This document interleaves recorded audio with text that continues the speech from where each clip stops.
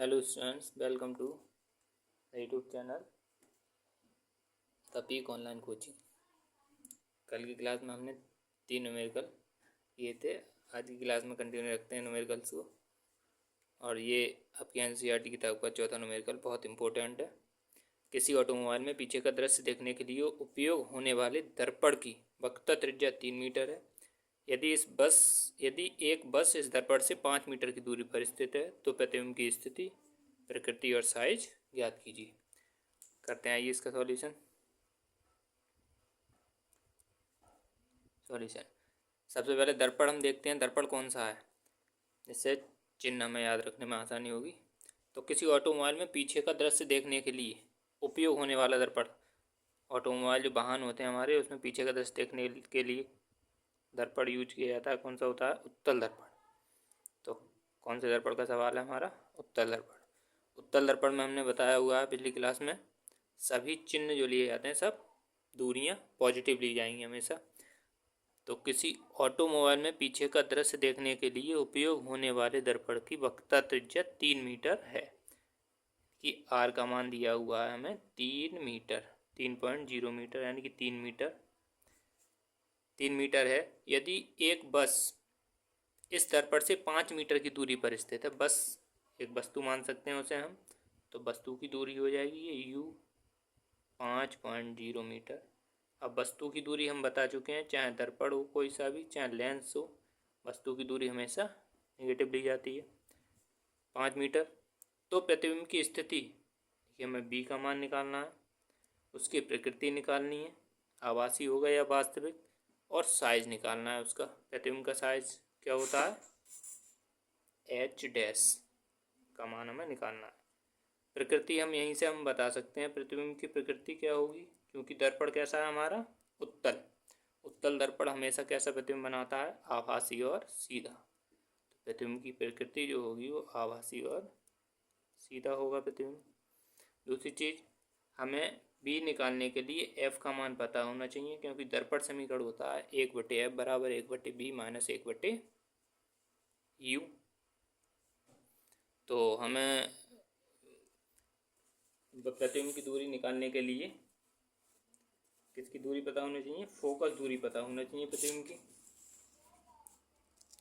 यहाँ से फोकस दूरी हम निकाल सकते हैं। फोकस दूरी और वक्रता त्रिज्या में संबंध क्या होता है? फोकस दूरी होती है वो वक्रता त्रिज्या की आधी होती है, F = R/2। तो क्या हो जाएगा? 3/2। आर वक्रता त्रिज्या 3, तो फोकस दूरी हो जाएगी हमारी 3/2 मीटर। दर्पण समीकरण लगाएंगे हम। दर्पण समीकरण हमारा होगा 1/f बराबर 1/v प्लस 1/u। यहाँ पे हमें मान लगाने हैं, तो 1/f का मान 3/2 बराबर 1/v का मान निकालना है हमें, प्लस 1/-5। 3/2 है, 2/3 हो जाएगा।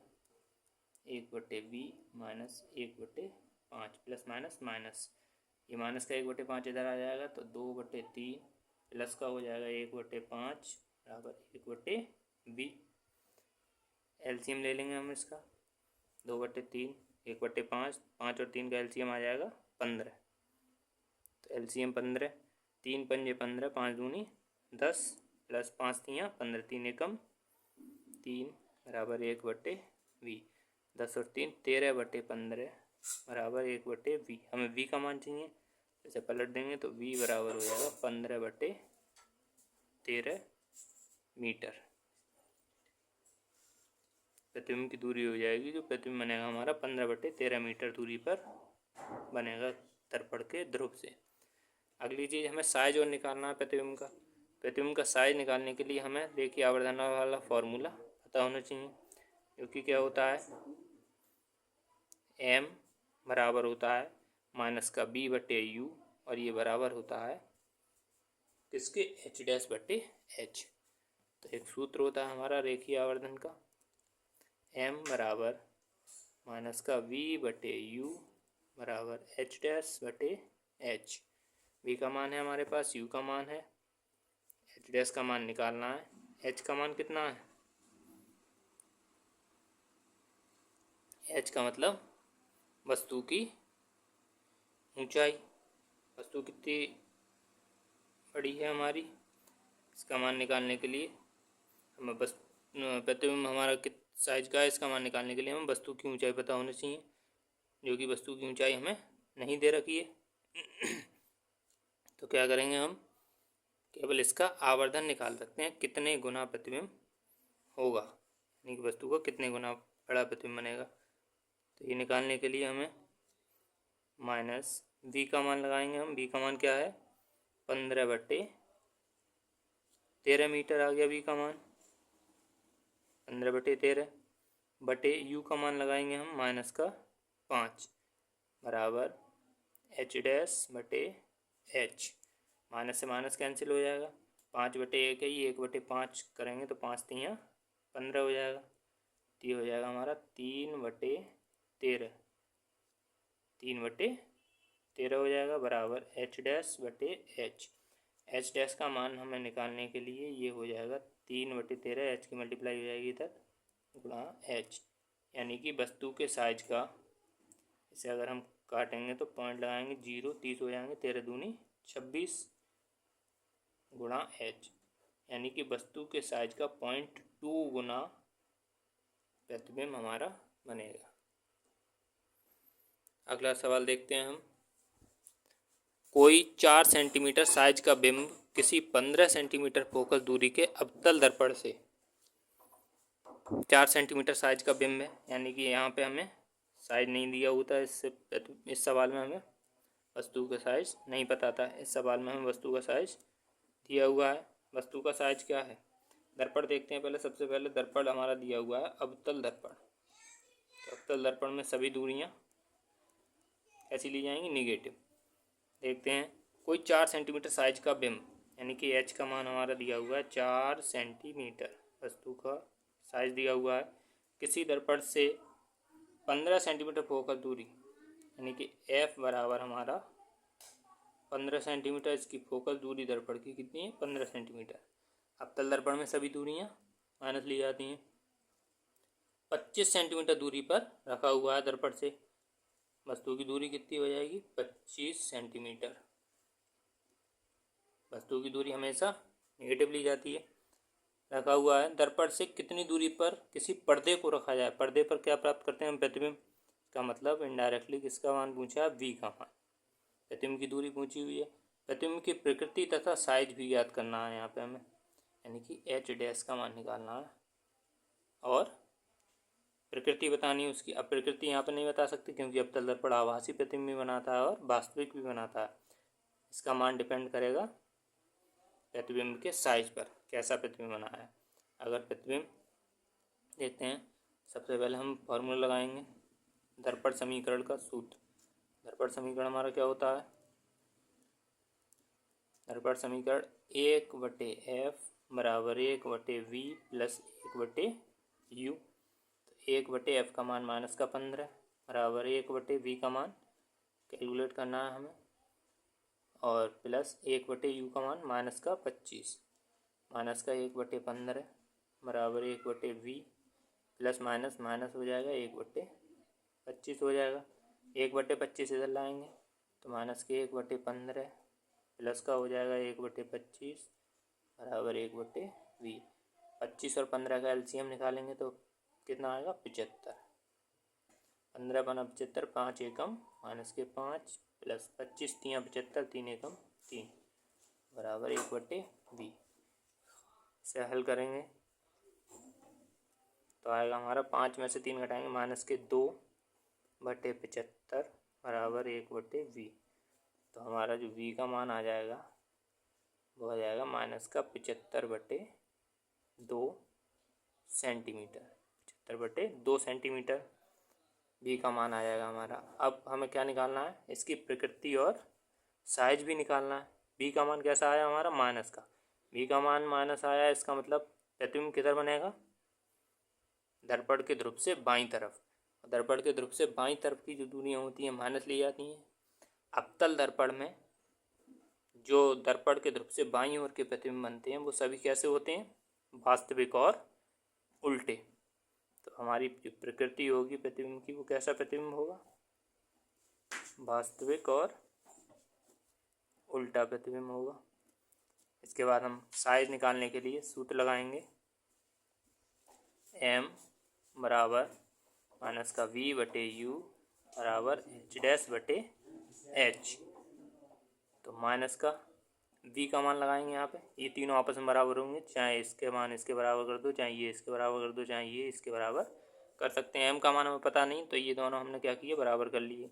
v का मान लगाया 75 बटे 2, माइनस का साइन यहाँ पे पहले से ही, माइनस का 75 बटे 2 v का मान बटे u का मान हम यहाँ पे लगाएंगे माइनस का 25 बराबर h डैश का मान निकालना है हमें बटे h का मान है हमारा 4। 25 बटे माइनस से माइनस खत्म, 25 बटे 1 है, 1 बटे 25 करेंगे तो 25 3 75 कट जाएगा ये, तो ये हो जाएगा हमारा h डैश बटे 4, पक्षांतर कर लेंगे तो h डैश बटे 4 बराबर माइनस का हमारा बचेगा ये 3 बटे 2। क्रॉस मल्टीप्लाई जब हम करेंगे तो h डैश बराबर माइनस का 3 बटे 2 गुणा 4 की तरफ मल्टीप्लाई हो जाएगी, 2 दूनी 4, तो h डैश बराबर हमारा होगा 3 दूनी माइनस का 6 सेंटीमीटर। माइनस का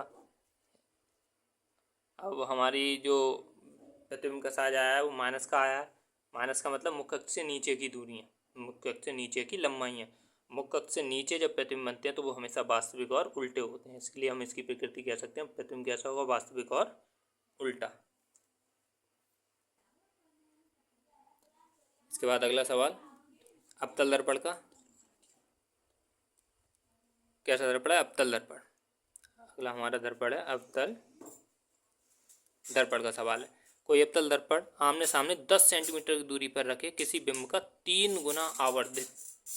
अब 3 गुना, जब भी ये गुना आपको दिखाई देगा गुना, तो इसे समझ जाना किसका मान है, m का मान है गुना, m बराबर 3 आवर्धित बड़ा वास्तविक प्रतिबिंब बनाता है, प्रतिबिंब दर्पण से कितनी दूरी पर है। यानी कि ये m का मान है, m का मान कितना है 3, m का मान क्या है 3। कोई अवतल दर्पण आमने सामने 10 सेंटीमीटर की दूरी पर रखे, 10 सेंटीमीटर दूरी पर हमारी क्या रखी हुई है वस्तु, u बराबर माइनस का 10 सेंटीमीटर। अगली चीज़ हम देखेंगे, 3 गुना आवर्धित वास्तविक प्रतिबिंब बनाता है। कैसा प्रतिबिंब बनाता है, वास्तविक। आभासी प्रतिबिंब के लिए आवर्धन हम बता चुके हैं, आभासी प्रतिबिंब का आवर्धन कैसा लिया जाता है बच्चों, पॉजिटिव लिया जाता है, जबकि वास्तविक प्रतिबिंब का आवर्धन कैसा लिया जाता है, नेगेटिव। तो 3 गुना आवर्धित वास्तविक प्रतिबिंब बनाता है तो m का मान कैसा लेंगे बच्चों, नेगेटिव, m का मान माइनस का 3 लिया जाएगा। प्रतिबिंब दर्पण से कितनी दूरी पर है, v का मान हमें निकालना है। किसका मान निकालना है बच्चों, v का मान। देखते हैं कैसे निकालेंगे, सूत्र इसमें लगाएंगे हम। देखो m का मान दिया हुआ है, u का मान दिया हुआ है, v का मान निकालना है। तो रेखीय आवर्धन का सूत्र एक होता है m बराबर माइनस का v बटे u, m बराबर माइनस का v बटे u। मान लगा देंगे यहाँ पे, m का मान माइनस का 3 बराबर माइनस v का मान कैलकुलेट करना है हमें, u का मान माइनस का 10, माइनस से माइनस कैंसिल, क्रॉस मल्टीप्लाई होगी इसकी, 3 के बटे में 1 है, v का बराबर माइनस 3 गुणा 10, तो v बराबर माइनस का 30 सेंटीमीटर। यानी कि जो हमारा प्रतिबिंब होगा वो दर्पण से माइनस के 30 सेंटीमीटर दूरी पर बनेगा। किधर बनेगा, v का मान चूँकि कैसा है नेगेटिव, v का मान नेगेटिव, इसका मतलब दर्पण के ध्रुव से बाईं ओर प्रतिबिंब बनेगा। बाईं ओर प्रतिबिंब बने हुए उसका आवर्धन हमारा नेगेटिव होता है, वास्तविक प्रतिबिंब होते हैं। ये आंसर हो जाएगा हमारा।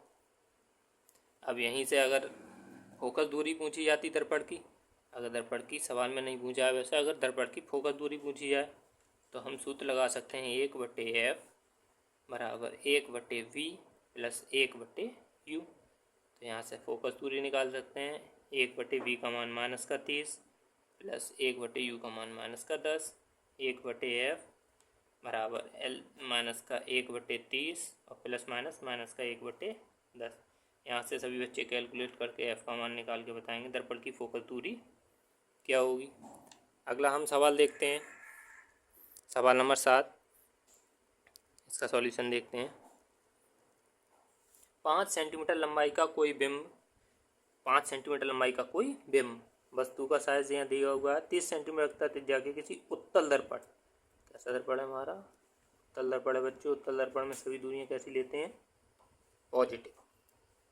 वस्तु का साइज दिया हुआ है, h का मान 5 सेंटीमीटर दिया हुआ है। 30 सेंटीमीटर वक्रता त्रिज्या के, r का मान दिया हुआ है 30 सेंटीमीटर।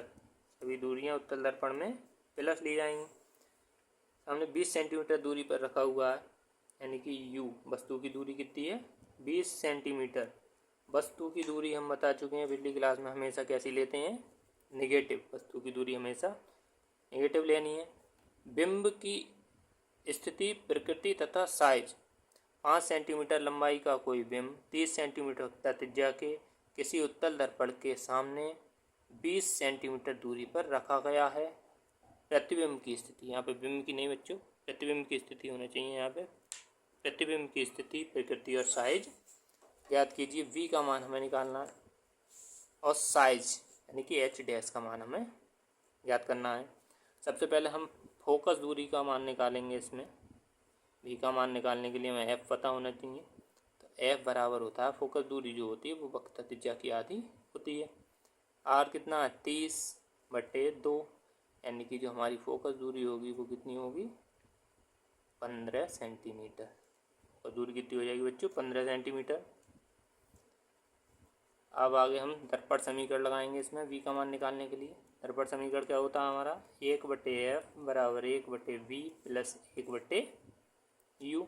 तो 1/f का मान 15 बराबर 1/v का मान निकालना है हमें, प्लस 1/u का मान माइनस का 20। तो 1/15 बराबर 1/v प्लस माइनस हो जाएगा 1/20। 1/20 माइनस का इधर लाएंगे तो प्लस का हो जाएगा, 1/15 प्लस 1/20 बराबर 1/v। हल करेंगे इसे आगे। 15 और 20 का एलसीएम कितना आएगा 60। 15 और 20 का एलसीएम 60 आ जाएगा। 15 चौका 60, 4 एकम 4 प्लस 20 तियाँ 60, 3 एकम 3, 1/v, 4 और 3 7/60 बराबर 1/v। तो v का मान जो होगा हमारा बच्चों इसे पलट दिया जाएगा, 1/v है, v का मान निकालने के लिए b/1 किया जाएगा तो 60/7 सेंटीमीटर हो जाएगा v का मान। इसके बाद हमें क्या निकालना है इसमें बच्चों, प्रतिबिंब की साइज निकालना है, प्रतिबिंब का साइज।